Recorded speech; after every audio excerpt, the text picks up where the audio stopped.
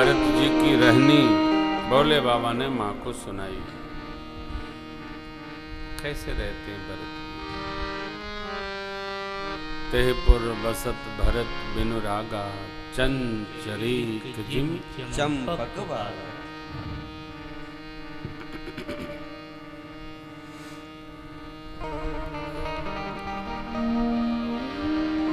संसार में रहने का एक सिद्धांत समझा जाए।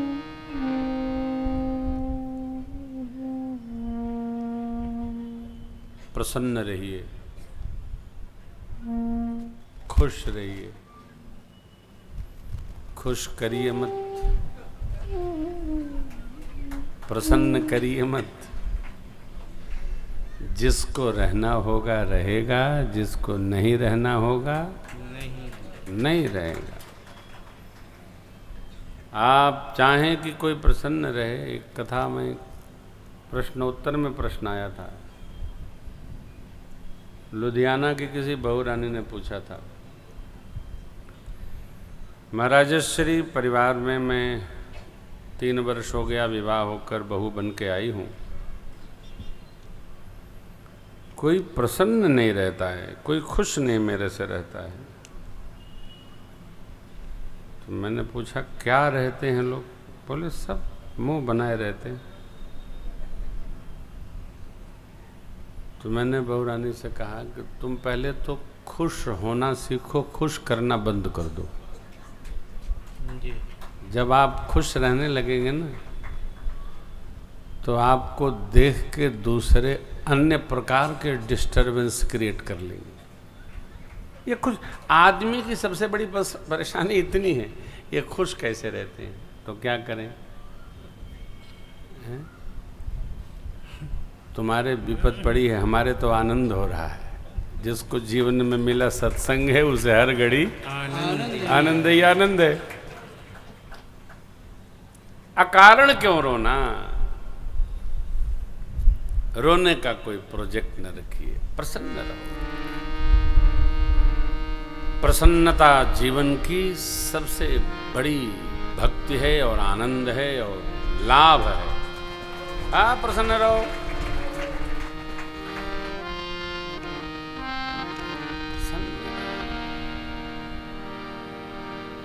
भगवान सर्वकाल प्रसन्न रहते हैं।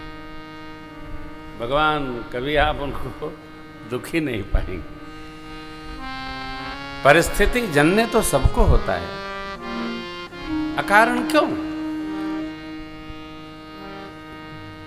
भगवान ने अरण्यकांड के प्रारंभ में अपने हाथ से पुष्प उतारकर मां भगवती का श्रृंगार किया। एक बार चुन कुसुम सुहाए, निज कर भूषण राम जी बनाए। सीतहि पहिराए प्रभु सादर, बैठे फटिक शिला पर सुंदर सुंदर बैठे। पूरा देवलोक दर्शन करने आया भगवान की ये लीला देखने। क्यों? भगवान विशेष उदासीन वेश में। ये कौन लीला? तो ये अंतरंग लीलाएं हैं सरकार।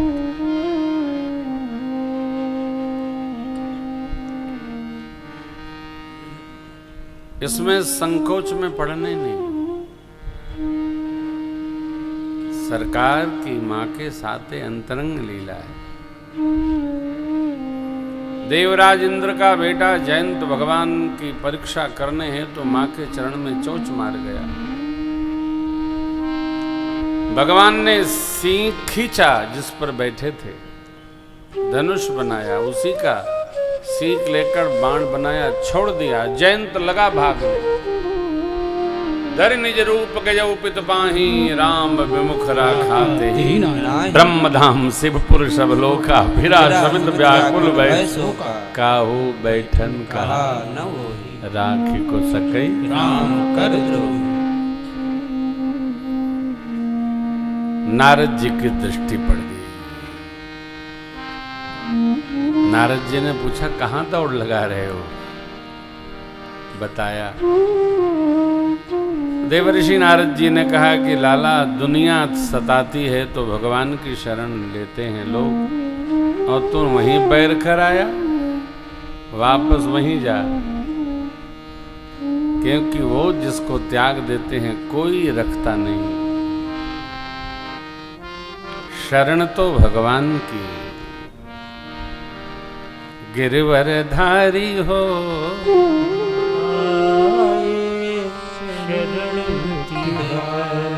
धनुष के धारी हो, आए केवल और केवल भगवान की शरण में। शुद्ध बुद्ध होकर जो भगवान की शरण में आता है, भगवान उसकी रक्षा करते हैं। पहुंचा त्राहि त्राहि दयाल रघुराई, मैं मतिमंद नहीं पाई। अपनी करनी का फल पाकर मैं सरकार की शरण आ गया हूं। भगवान ने पूछा, गए क्यों थे? गुरुदेव भगवान का चिंतन है।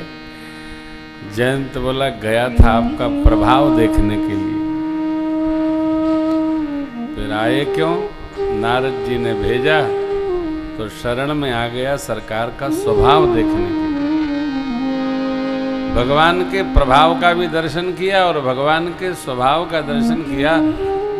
सुन कृपाल अति आरत बानी, एक नयन करी तजा भवानी। मां भवानी रुष्ट हो गई, उसको और कड़ी सजा देनी चाहिए। तो बाबा ने कहा कि इन्हें मोह बस द्रोह, यद्यपि तेहि कर बध उचित, प्रभु छाड़ो करी को कृपा रघुवीर। देखिए, भगवान ने कृपा करके उसको छोड़ दिया, क्योंकि मोह के वशीभूत उसने ऐसा कर्म किया था, अनजाने में किया था। किसी का प्रश्न था, गलती कितनी बार, देखो न्याय शास्त्र भी कहता है कि 14 वर्ष से नीचे कोई गलती करता है तो वो बच्चा है, उसका निदान मनाया जाए। 18 मान लो, 18 तक कोई गलती करता है, अभी बड़ा नहीं हुआ, 18 प्रारंभ बड़ा हो गया। व्यक्ति के जीवन को देखकर, विहार का दर्शन करके उसके बारे में हमारे न्याय ग्रंथ निर्णय देते हैं।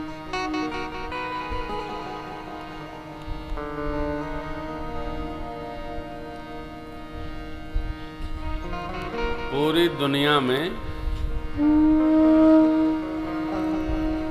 सजा का बहुत कड़क विधान केवल भारत में है, बहुत कड़क विधान हमारे देश में नहीं है, क्योंकि हमारा सिद्धांत है न्याय की तलाश में कहीं अन्याय न करने वाले को सजा न मिल जाए, अन्यायी को ही सजा मिलनी चाहिए। कई बार हम देखते होंगे जो अपराध नहीं करते हैं, निरपराध को भी सजा हो जाती है। भारत एक ऐसा देश है कि निरपराध को छांट दिया जाता है और अपराधी के लिए ही सजा का विधान किया गया। इसलिए न्याय प्रक्रिया बड़ी लंबी होती है। हम आप स्वतंत्र नहीं है, स्वच्छंद नहीं है, हमारे आपके सबके सिर पर संवैधानिक व्यवस्था चलती है, व्यवहार चलता है।